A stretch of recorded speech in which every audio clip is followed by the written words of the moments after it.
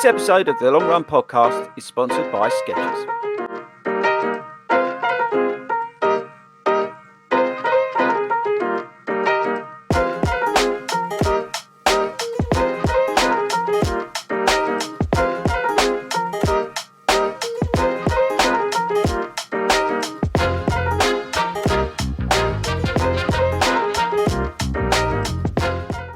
Good evening, everybody, and welcome to a special edition of the Long Run Show.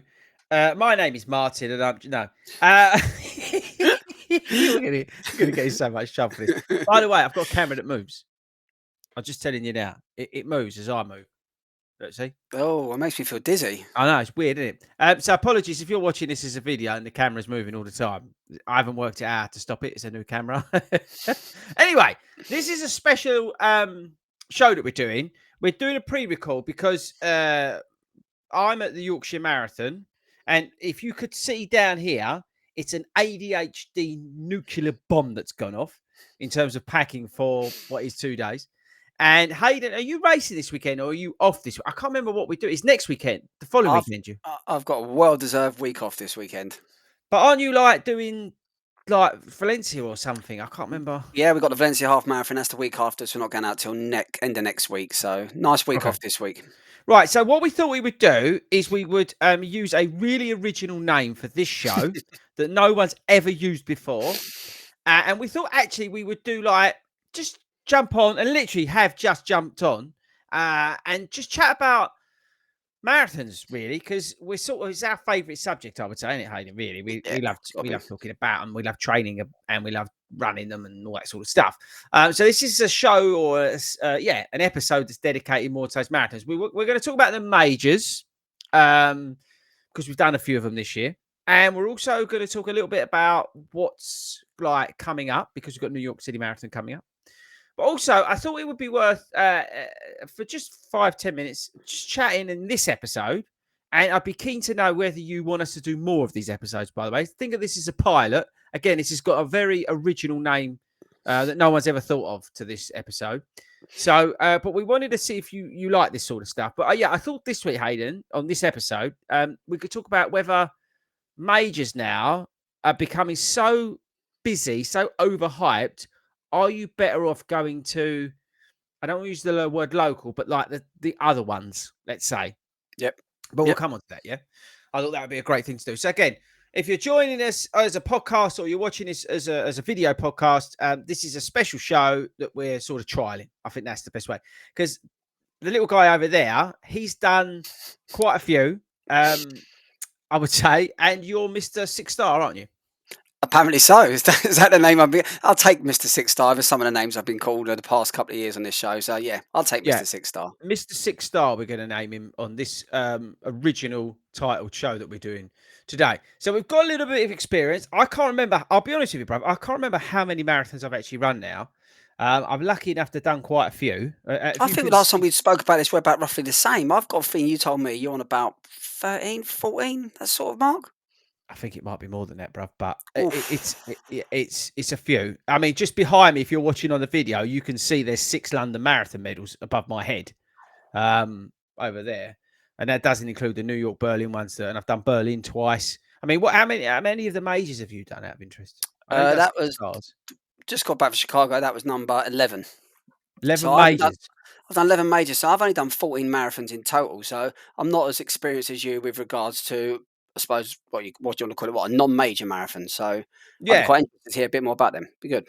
Yeah, I actually, and that's where, because I've done like marathons, like I've done Chelmsford Marathon. I've done what's that one where you run up and down that lake in like Dorney? Dorney. I've done a marathon there. I've done, what other ones have I done? Obviously we've both done Edinburgh. I've done some strange ones, not strange, but like sort of. Be careful. Yeah. Well, I don't care. But yeah, so we've got the point is that we're, I would say, everyday runners. And I mean, how you classify that is entirely up to you, but we're just normal people. We've got jobs, we've got families, we've got kids, and we like to train because it's our thing to do. All right. So we're not some elites or, we don't wear saw vests and, look really great on the start line. well, he's quite old. So, we're just normal people like you, right? And we're trying to get better and we're, training as hard as we can. But at the same time, we've got lives to lead. All right. So that's sort of how we're looking at this. We say we're not elites in any shape or form. So, in terms of the majors this year, right, I've done London with you, which was awesome. Yep. Um, and you didn't do Tokyo this year, did you? You did No, Tokyo the year before. the year before. You did Boston this year? Nope, Year before. the year before. Year before, but you're doing Boston next year. I am, yeah. Yeah, I'm booked up for Boston next April. Both did Berlin together. Yep. Berlin and you've just done Chicago. He's wearing a Chicago t-shirt. Yep. And I did New York City Marathon with Hayden last year as well. So you've got some context. Now, would you say out of those, right? Because this year, I wouldn't say the elite field, and I don't really have to go too elite because I don't really know what I'm talking about in that respect. But the elite fields feel a bit quieter. I feel like we're in a sort of, I mean, apart from the lady who just smashed the life out of the world in Chicago, right, but I'm putting her to one side. I'm talking before that. The elite fields, they seem to be like in I don't know, in like a something with a generation change. Does that make any sense? Yeah, absolutely. I think the problem is for a lot of it is when it comes to us guys and probably people listening to this podcast, we are on that everyday runner sort of spectrum. Even if we're Mm, really good runners, it doesn't mean we're not an everyday runner. We're still an everyday runner. mm, So when it comes to elite field, we might know the odd name, the odd your Kipchoge, your mm, Hassan, these sort of people. And when so Hassan herself, yeah, she's been awesome. And again, this year she was out at the Olympics and she mm, got silver.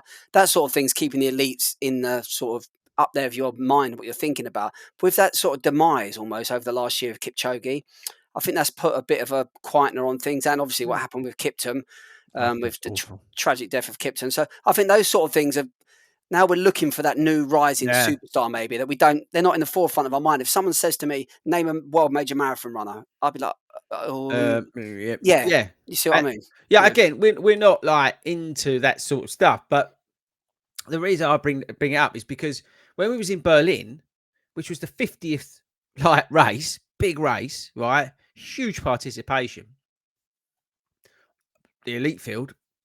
Again, I might be being ignorant, don't kill me in the comments, but I don't know, but you know what I mean? It was like, but the year before there was, I don't know. It just didn't. It just felt. It feels maybe it's because it's an Olympic year. Maybe because the guys and girls are focused on the Olympics a little bit more, and not so much on the sort of I don't know on the majors. I don't know. Maybe it there's could. some. It could be. I've got a feeling it could be the complete reverse. The fact that the Mm, majors have become more accessible to the public, mm, to your everyday runner. So I mm, think now there seems to be a big shift and a big focus. Whereas I don't know, maybe 20 years ago, that London field, a big chunk of it would have been what you call elite or sub elite runners. mm. Whereas now, I would say the biggest chunk is probably your let's go for it, everyday runners. Yeah, yeah, yeah, Or you got some of your club runners, but they're not quite sub elite just yet. They're yeah, yeah, bloody good runners, and yeah. you got Amazing. your people that are there for the experience. And I think that's taken up a lot of the swell of these marathons, and rightly so. Why not? So maybe that's why it feels a little bit not so Yeah, much as it used yeah, to. maybe that's the thing. I mean, I suppose that's one of the positives of social media in that respects that the stories that you hear about aren't the elites, where we used to Correct. hear about the stories of, the guy who ran and didn't wear a watch and or had a Mhm. what or whatever it was. But you hear more about the stories of everyday runners doing these races. Like for example, on obviously I'm addicted to TikTok because of the dopamine hit I get, but it's like I was watching something about the ladies were coming in like 12 hours in Chicago. Yeah. Yeah, do you Yeah. know what I mean? It was like the news had done a big piece on that, which I think is great, by the way. Um, so I don't know. It just seems a bit weird this year that there's again. I might be totally wrong on this and reading it completely, wrong. And do let us know. But I just feel like I don't know. The focus has gone off a little bit of the elites in those majors.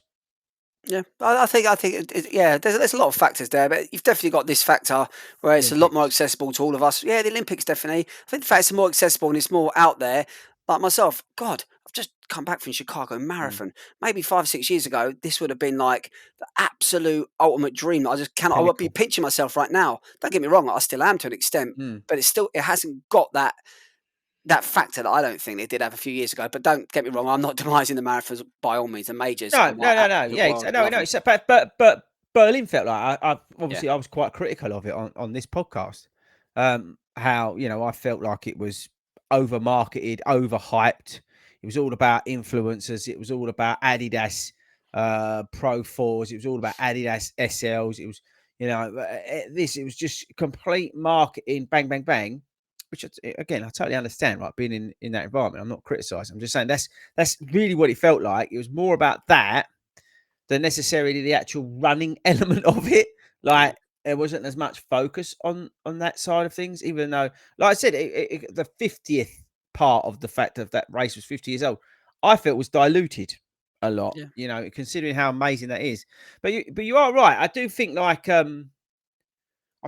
these majors, apart from Boston, but they seem to be more popular than ever yeah, because of the post-pandemic generation that have come out of that and are taking it on, and that's great. Running is like in its elite below elites is like in its healthiest it's ever been because of that everybody took it up in the pandemic and now are now reaching to do these like marathon distances and stuff like that.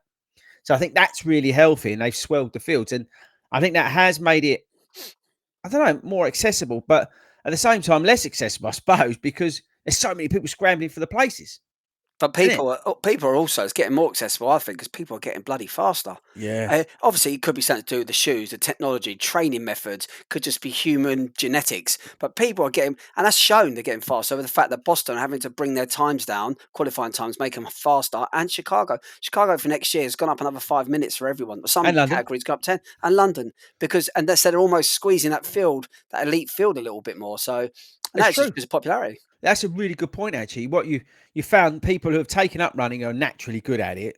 Like myself. What? Um, I was thinking more about Ben. but it is true. Ben's a perfect example. It is. Like took Mm. up running, all of a sudden, just ran two. Oh, he's got the best coach in the world. Um, Or is it? But you've got people like that. He's just bang. He's trained hard and he's naturally good at it. He's run 256, qualified for every major that he wants to do. Thanks very much. And you can see that across just the UK, let alone everywhere else in the world, Yeah. where people have taken up running and then all of a sudden knocking out these times and training hard because people were doing gym and a few other bits and they thought, oh right, actually, oh yeah, I've seen this running on TikTok. I'm gonna have a go. Oh, and bang, it's their thing. Mm. And as you say, so that those fields, those good for ages, those qualifying times, all those more people are getting in through that way as well. You've got more access to things like Yeah. Cooper. Apps like Cooper, they're training people. It's almost like before, people wouldn't have, I'm an everyday runner, I don't need a coach, I'm not getting a coach. Now you're getting people that are just starting running and thinking, I can get an online sort of coach here. I can get an app that's telling me what to do. And And if you that's go making them better runners. and if you go to fordyruns.com/Cooper, you're going to get a free trial. You're welcome, by the way. fordyruns.com/Cooper. You are going to get. No, but you're right, and that's the thing. Like I was with Amanda last night, our Hartford group. She's on the Cooper app now. She's training and she's like smashing it. She says, "I love this. I can do that." Now they got, like as you say, now you've got a coach in your pocket, right? That like Cooper is affordable. Check out the podcast we did with Pete Cooper, who like founded Cooper. It's really interesting, but that's now in your pocket. And as you say, 5 years ago, to get a coach to help you Mm. would have cost you out me to have me, and you're going to get amazing results. By the way, just look at Ben, Mark Sandifer, and everybody else, Annika, Dawn. I could give you a long list, but anyway, that's going to just start at 50 quid a month.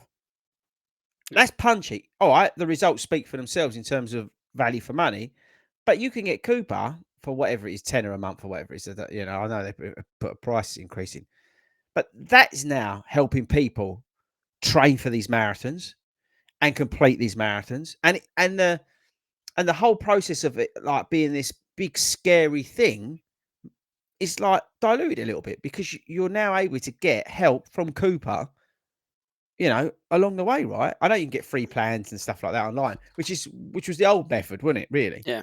Yeah. I mean, I also think things like this, like this long run show, and now people are listening and hearing about people's advice and people's, whereas 10, 15 years ago, you mm, didn't have podcasts. You didn't have people freely talking about it and saying, jump, shoot us over a question. We're going to answer it for you. Someone might have a really burning question that's putting them off a marathon, and mm, within 2 seconds, you're going to answer it. And they're like, do you know what? isn't that bad, is it? I'm going to do this. Whereas 10, 15 years ago, you didn't have that. So I think this whole swell, like you said, it's not to say it's fashionable is too easy, but it's Mm. definitely is a massive. The running community and running in general is huge at the I moment. see it on a Monday night. I do a live stream on a Monday, as you know, but I do a live stream on a Monday. And that has predominantly been shoe related, right? Mm, Running shoes. Yeah. But what I have noticed over the last month, 6 weeks, more coaching questions coming in. yeah, So it's quite interesting to see that. And as you say, that is now, let's say, accessible. You're getting people like me. All right, I don't think I don't know of any other people who are doing it actually, but anyway, the point is that no, it's true though, isn't it? But you're getting like we do this on live because we don't care, we don't pre-record it and edit it up and make it look all special. We take questions sometimes from like live as we're going, and as you say, you're getting people asking about these marathons, but that again, that accessibility, that barrier's come down, and it's like, correct. oh, it doesn't feel as big. Oh yeah, I've just seen Adele go to Tokyo. You know Yeah. what? I think I could go to Tokyo because I fancy going to Japan because it's like really awesome. And now I can do a marathon there because I've always wanted to do a marathon, and now I can combine. And it's like all of a sudden, it's like, It is. I think you referred to her earlier. So Annika, a lady called Annika, for mm, you like don't know her, and I know obviously Chris does coach her, but she didn't. Did she have the most confidence when it come to running the year or so ago? Probably not. And she's always been a bit of a quiet person. She came out to Chicago. I'm not joking. You could just tell there was no fear. That she had the confidence. She knew. She rocked up. She had brand new Alpha Flies on. She looked the absolute business in the part. I said to her, "You're going to have a go at this?" She went, "Yep, I'm going to go sub 4." I was like, it's like that's a big chunk knocking off her time. She went, "I'm going to do it," and she done it. 3:59. Honestly, massive respect to her. She just had that confidence, and yeah, it's you know brilliant. what? And I tell you the great thing about Annika and her training is like I call her Mrs. Consistent.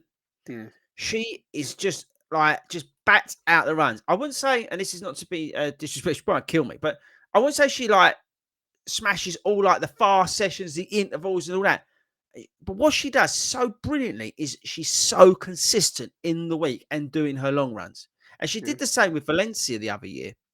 And she just keeps going bang, bang, bang, bang, bang. And the byproduct of that is like you say, running a PB performance. in Mm, Chicago. So again, don't I think the thing is, we and this is the other thing, now it goes the other extreme. You see all these idiots on TikTok giving you advice. None of them just because they've run a couple of marathons, they're not got any experience, but people are listening to them, which is a sad thing. But anyway, it's just a sign of the times.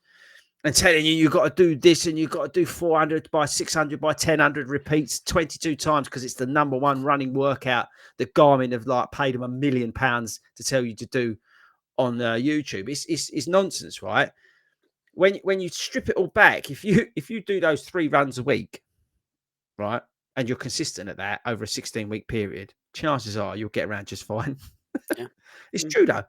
It is mm. true, and that's how it works. Anyway, we sort of deviated off as expected.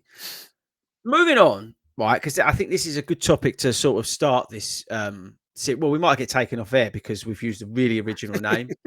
So, uh, but the question: majors versus locals, right? Because I think one of the big feedbacks for me from Berlin was a lot of people didn't like it because it was so busy. Yeah, And busy's okay if it's done in the right way, but Berlin, which is weird for the Germans, and again, I really like German people. I used to work there. They're really good at like organising stuff. Yeah, really good at organising stuff. But in the Berlin Marathon, it seemed to go like so non-German. It was like unbelievable.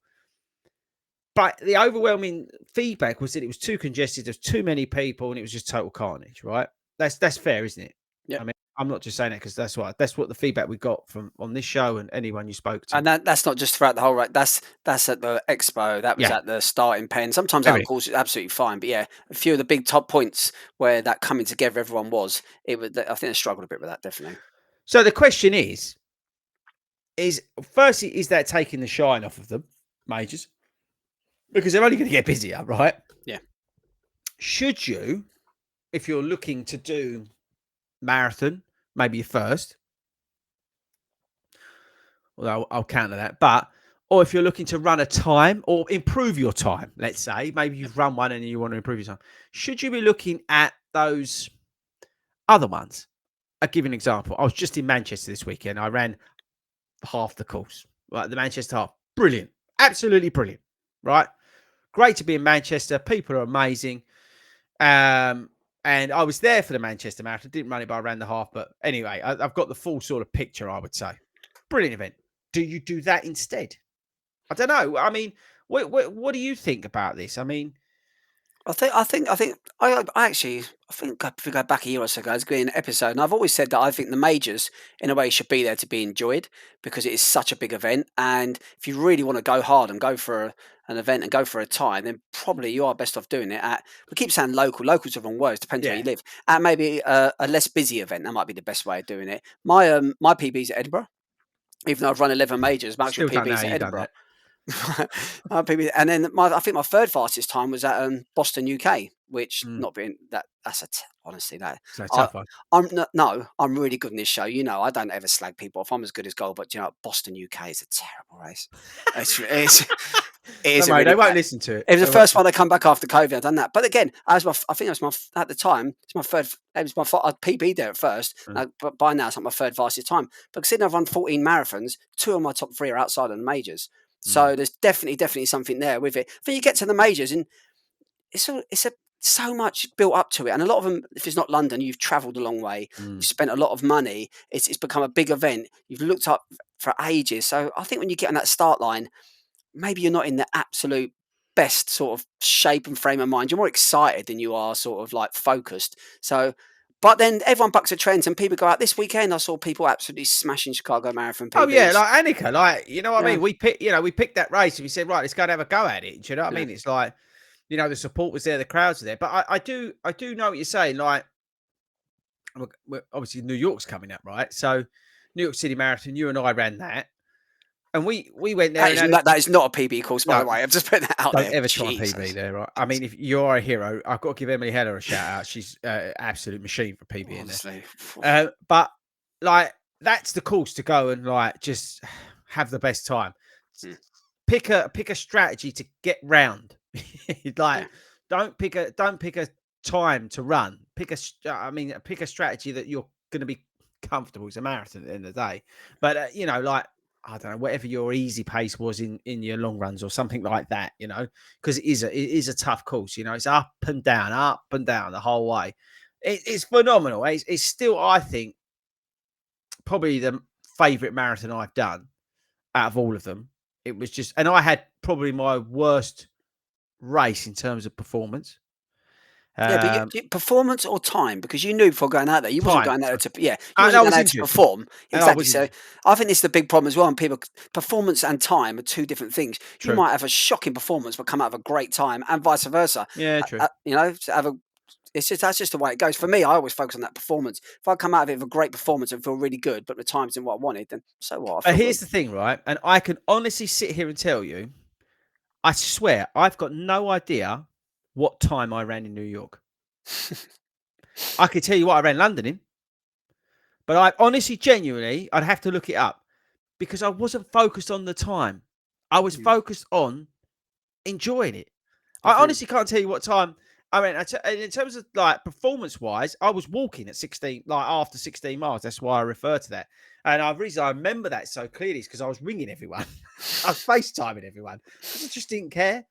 Um, but I honestly, hand on heart, can't tell you what time I ran in New York.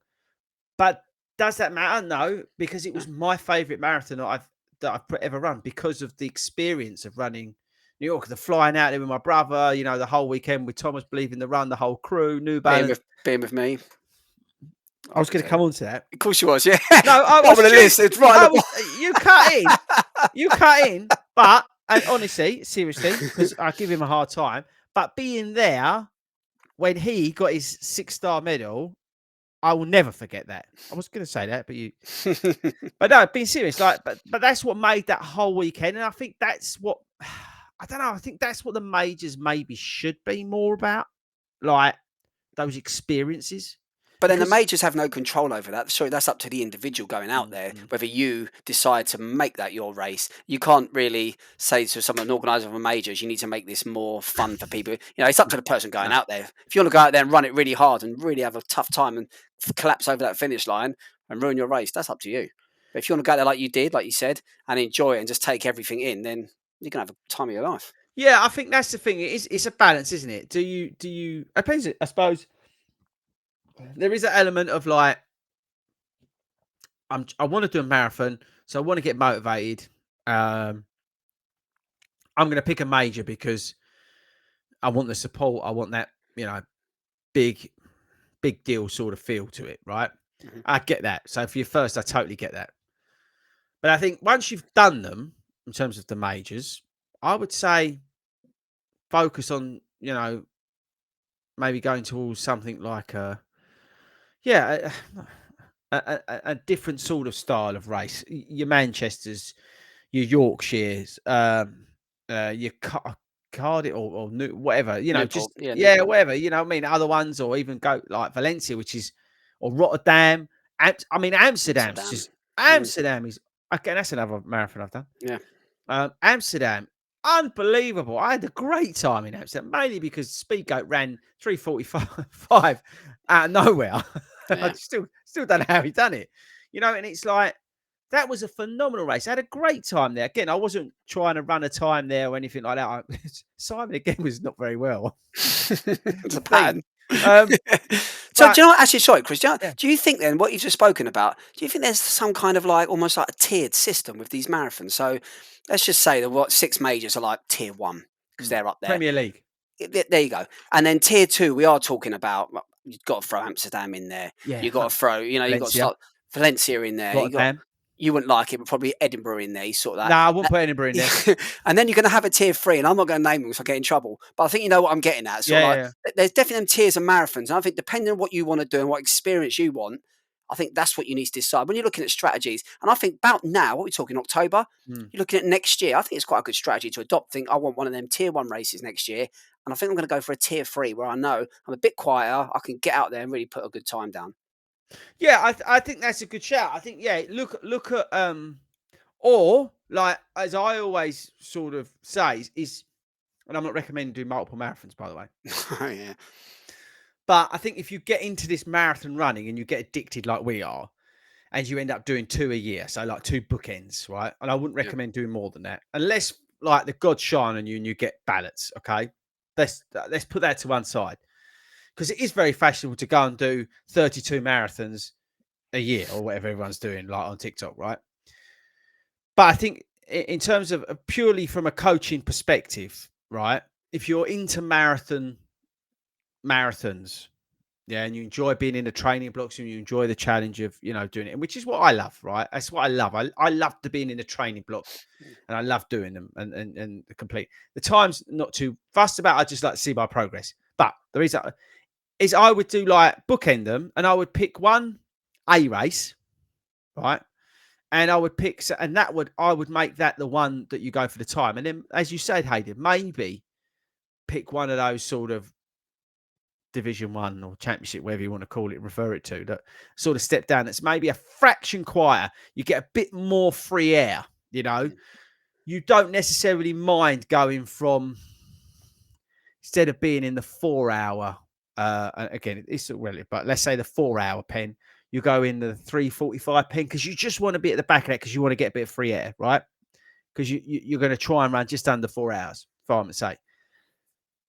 And I would go something like that, and then I would pick another one maybe, whichever way you do it, and then go and try and get one of the majors. So you do the training block for it, you're improving, but then on race day, you don't have any pressure. You're just going there to enjoy it. And whatever time or performance comes out, comes out. It doesn't matter because ultimately you're looking towards X, Y, and Z. Or you do the one at the front end and then you go, you know what, I had a great time. I'm going to go and have a great time there because I've already done what I wanted to do, but I'm going to learn, I'm going to get better, and I'm going to be fitter. So I'm going to be able to get round and not have to slug it out at a major. yeah, Do you see what I mean? yeah. It's a great shout. I think Yeah, that's a good way of doing it. Don't be tempted to do like 52 marathons a year because everybody else is doing them. If you can be a little bit selective, and then you're always going to be improving. Then as a runner, you're going to be getting better because you're going through multiple training blocks. In the summer, you can work on your speed. You can, come out of a plan if you want to and work on a little bit of speed. Spend a little bit more time in the gym because it's a bit hotter and get a bit stronger for your second training block. Mate, that's a a really good way of looking at your year. If you're into this marathon running that a lot of people now are, I mean, I definitely am, and I know Hayden is Mr. Six Star. I love. I Um, must be. There's something about it. I remember God, talking probably 3 years ago, and I first come on the podcast, done the lightning round, yeah, and he's interviewing me, and I remember you said a favourite race distance. I remember saying half marathon, and honestly, I think 2 weeks later, I listened to someone else come on. They said half marathon. And you said everyone seems to say that, and I thought, why did I say that? Because I yeah. don't. I must be honest. I'm probably a bit scared to say it, but marathon is definitely my favourite distance. It's not something I want to do week after week, like you No, said, but that challenge, that period, that block leading up to it, and in general, to be fair, the actual events, a lot of them, you do get a lot of big half marathons. We know oh that yeah, Great North yeah. runs on a different level, but that whole marathon event and everything around it is just so special. It really Yeah. is. No, I bet you're right. I think it's a great way to finish. Actually, I'm with you on that. I think if anybody asked me now, I would say the marathon, and Mm, it's not necessarily the race, but it's the whole thing, yeah. the whole journey towards that finish line or that start line, whatever way you look at it. I think that would be, yeah, I'd probably be with you on that one. So there we go, people. That's the end of the originally titled podcast that we put together for you this week. I'm in York running a marathon. Hayden's laying in his around the pool at his Well deserved rest. Well, yeah, I suppose so. Yeah, you have been gallivanting across the world, so we'll sort of let you. And a genuine point, if you do want us to record another one of these, maybe probably with another title, email hello@fordyruns.com. Give us some feedback on this. We'd be interested to know because, say, a lot of people are into these marathons now. So we're kind of happy to do these as sort of pre-records every now and then, basically when we're off busy. Um, we can jump. Well, we can jump on and do one, can't we? So, Well, we've got loads to talk about. We could talk about fueling marathons. We could oh, talk about race day prep. We could talk about shakeout runs before marathons, oh, recovery. Loads to talk about. you literally to the cows come home. You could just talk about the psychology, the tips. We can like literally, you can dive into this deep. You could go. It's just more of a. It's more of a bit of time set aside to talk about because we do talk about a lot on the usual Yeah. show. We try not to, believe it or not. But because we're always training for them, it does tend to slip into that conversation. So we do make a conscious effort on the live show on a Friday, the I award wonder if winning. you, do you know anyone that give any advice on shoes for marathons at all? Um, That'd be handy to get a special guest in, maybe who knows a bit about shoes and footwear, and they can give us a bit of a chat about that as well. Be good. no, I don't know No, anybody. I could be a don't. problem. People need Yeah. to email in if they know anyone that knows anything If about you know, running if shoes. you could email in any unbiased sort of people, honest and straight up people, yeah, to talk about running shoes for marathons. That'd be great. Email hello@fordyruns.com. But yes, that's it. Also on that, when you do email in, let us know if you need a new intro because I could put an intro together. Were you surprised I didn't do an intro for this? I'm surprised wasn't info taking the piss out of me. Yeah. Oh, you haven't seen the thumbnail I've got planned yet. Right, that's it. We're going now because I've got to carry on packing. It's a disaster down here. We shall see you all later. Say bye, Hayden. See you later.